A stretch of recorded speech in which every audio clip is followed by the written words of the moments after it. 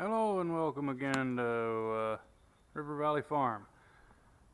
So today I got back, or actually got all the parts in to rebuild the starter for my 1977 International Cub. Parts were available overnight, but it was Friday before I got to Martin's Farm Supply to see about them, so they didn't come in until today. And then he was kind enough to lend me some a workbench so that I could rebuild it there on site and make sure I got everything to work before I brought it home and found out it didn't work. But anyway, that little piece hanging right there is, if you can find one remanufactured, is $311, and that was the cheapest we could find, and nobody had one. Parts are readily available. As I said, overnighted those. I did test it, it does work, so I'm pretty happy with that. We're gonna get it put on here once my paint dries, because he didn't have any black paint to put on it. And now I just put a fingerprint right in it, but oh well, it's on the back side. So yeah, once the paint dries, we'll get that thing mounted and see if this little tractor will run or not.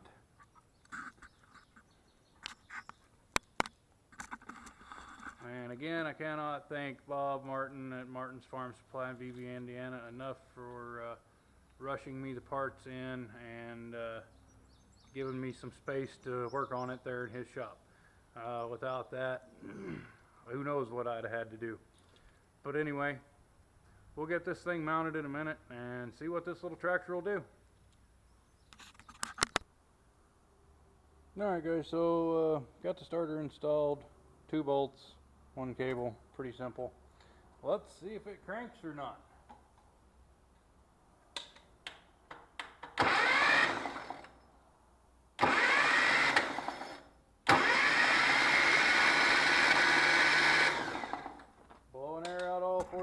And everything seems to be happy. So one step closer here. We got a couple wires to put on it for the coil, and put in some spark plugs, and I'm just going to pour some gas in the carburetor and see if it fires or not. Actually, first things first, I'm going to scrub those points a little bit, and then I'm going to scratch the points in here just a little bit to make sure that they're going to make an arc, and then we'll go from there. I'm thinking it's going to work, though. We'll find out soon enough.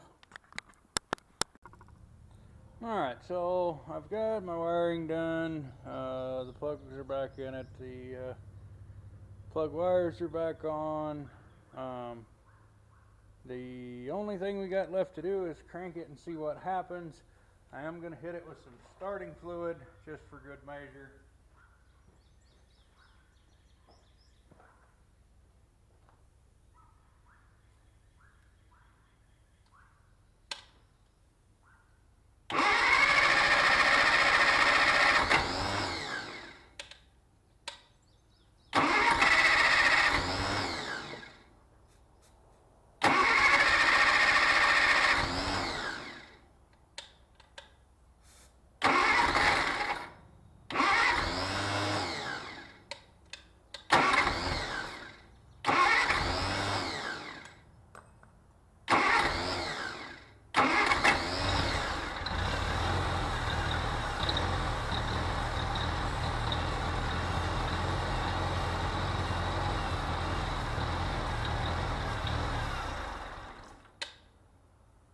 Okay, we do have oil pressure. The oil filter leaks.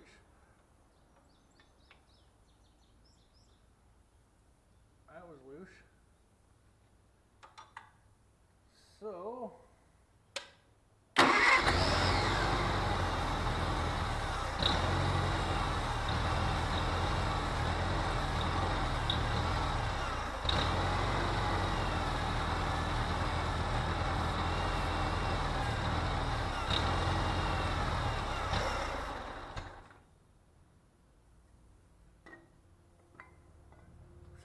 we've got spark, we've got air, we've got compression, enough to fire ether anyway.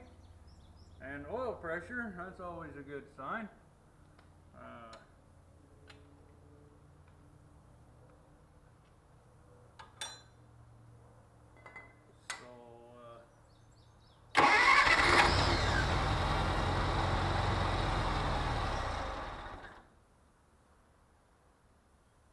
We might even be carbureting, I don't know.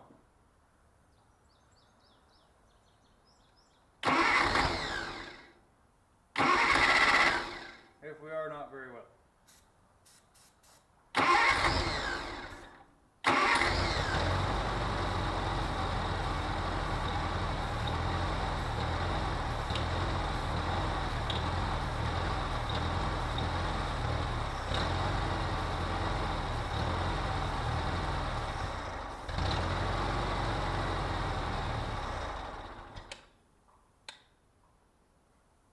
Alright then.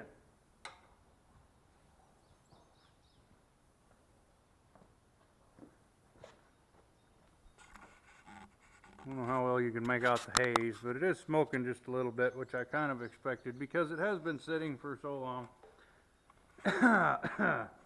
It was stuck.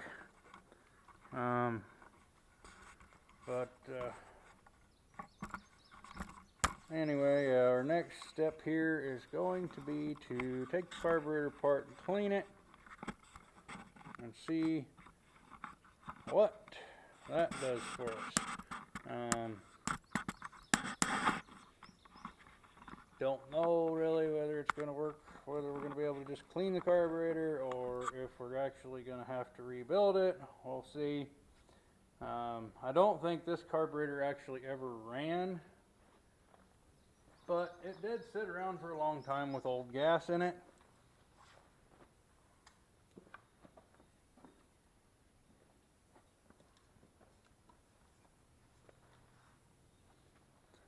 That little guy right there. So yeah, now some more fun stuff. Alright, so this is actually a freshly rebuilt carburetor, so hopefully it's just gummed up and hasn't done any damage to it. We will soon find out anyway. So yeah, I'm expecting I'm going to find something gummed up in the needle valve here, more than likely, because it never really even let fuel into this part, or at least not that I saw. This is your fuel inlet here, throttle plate, choke plate, and of course, you know, you've got your one jet and yeah, just one jet, one adjustable jet anyway. So let me go take this apart and we'll see what we find. Alright, so haven't gotten too far into this, just took the lower and upper body apart and a whole bunch of ATF ran out. So my mixture that I used to unstick this engine soaked through everything and even back into the carburetor. So let me keep tearing here. We've got to take this float off and remove this gasket and some other stuff here probably, just for good measure, and hopefully then we'll be able to see what we've got going here. So yeah, ATF everywhere is what we've got going on with this thing right now. The engine really should burn it, but it probably won't suck through the carburetor jets very well. Or I should say diesels will burn it. It doesn't suck through carburetor jets very well. So we're gonna have to clean this up, clean this out, make sure that we can blow air through our inlet into our needle valve here and it comes through nice and cleanly. Put our float and needle valve back in, this guy right here, and hopefully find that it does not leak, because it is in fact a rubber tip needle valve, which does not impress me. But anyway, hopefully it's just the fact that it's got a bunch of ATF in it, and if not, we'll keep digging. Alright, so our needle valve and our float checks out. It closes off the fuel when it's down in this position. When you raise it up, it allows air, in our particular case, because we're not testing with gasoline, to flow from the inlet through the needle valve and then into the bowl if the bowl is on the carburetor. So we are good there. Now let's reassemble this thing and put it back on the tractor and see what happens. Okay, so here we have it. We've got our needle valve, float, gasket, and then this little throat piece back in here. So all we got to do now is put these two together, like so, gently if possible so we don't damage the gaskets. And then it is as simple as putting the screws back in.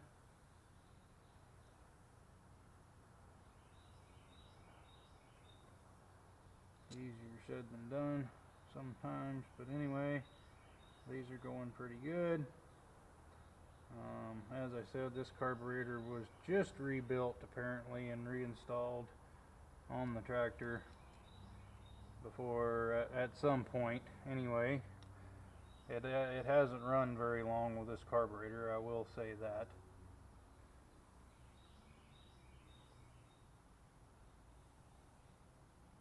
Not that there's a thing in the world wrong with carburetors other than the gas that you pour in them, but yeah,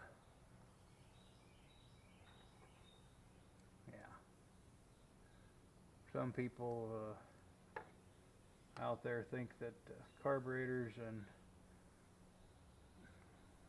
distributor ignition systems should just go away, which, you know, they did in the automotive industry. Of course, they haven't made a gasoline farm tractor in, I don't know, probably since the early 80s, I would say, at the latest, if not sometime in the 70s. I think for International Harvester, at any rate, it was sometime in the 70s. Don't really know much about anybody else. I think Ford still offered some of their, like, I don't know, the 1700,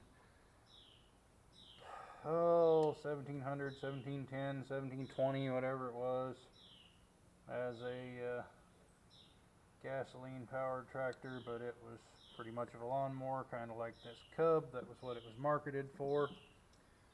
So, you know, take that for what it is. I am short a screw. Yay. Wonder where that went. Oh no, wait, I'm not either. There's only one here. Okay.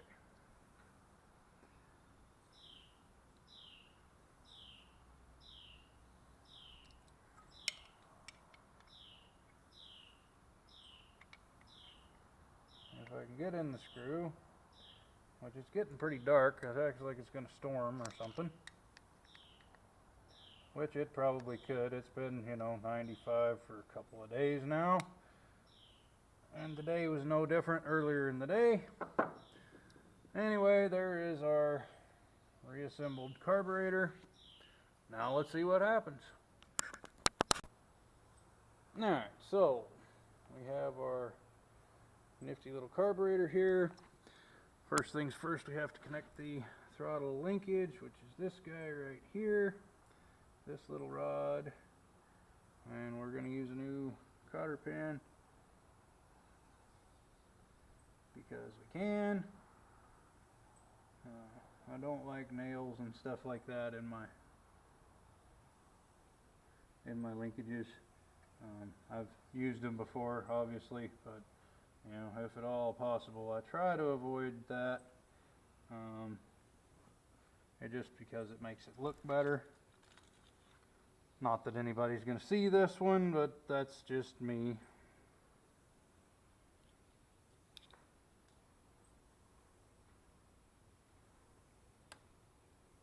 Bend that up so it's clear of everything.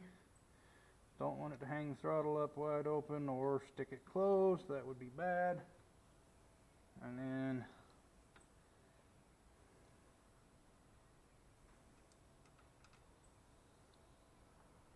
start some bolts.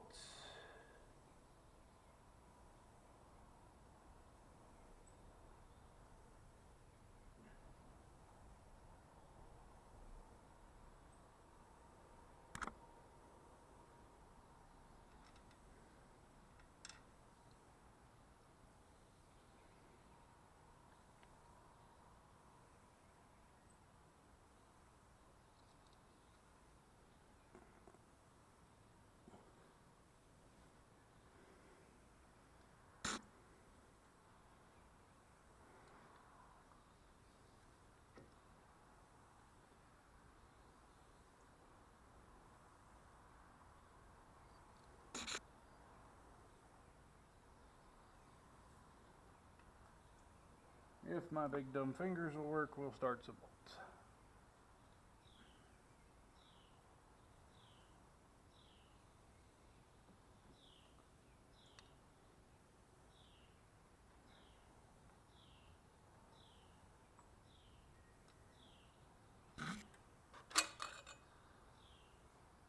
Never hurts to pull the dipstick out if you need a little more room.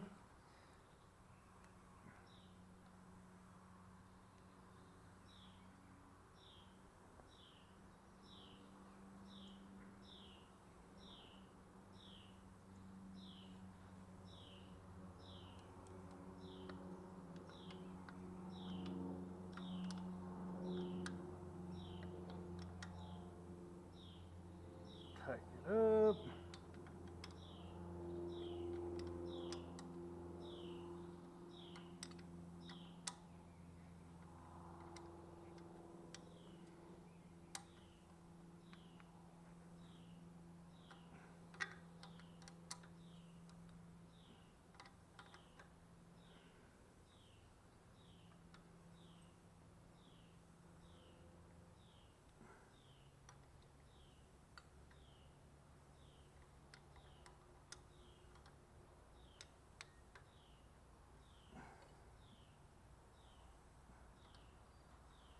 Okay, so now I'm going to take my little bottle of gasoline here, pour it in the carburetor, like so. It does appear to be taking gas this time, which is good.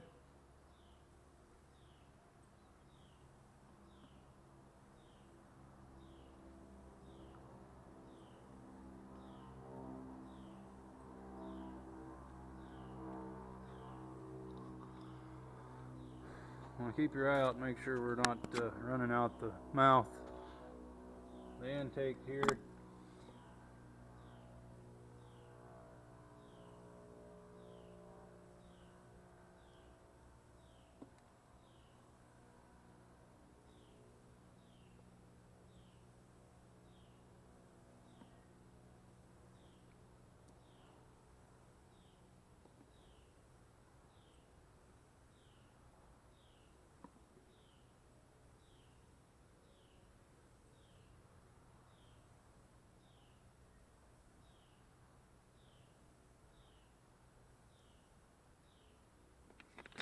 That ought to be enough to try and start it. Let's see what happens.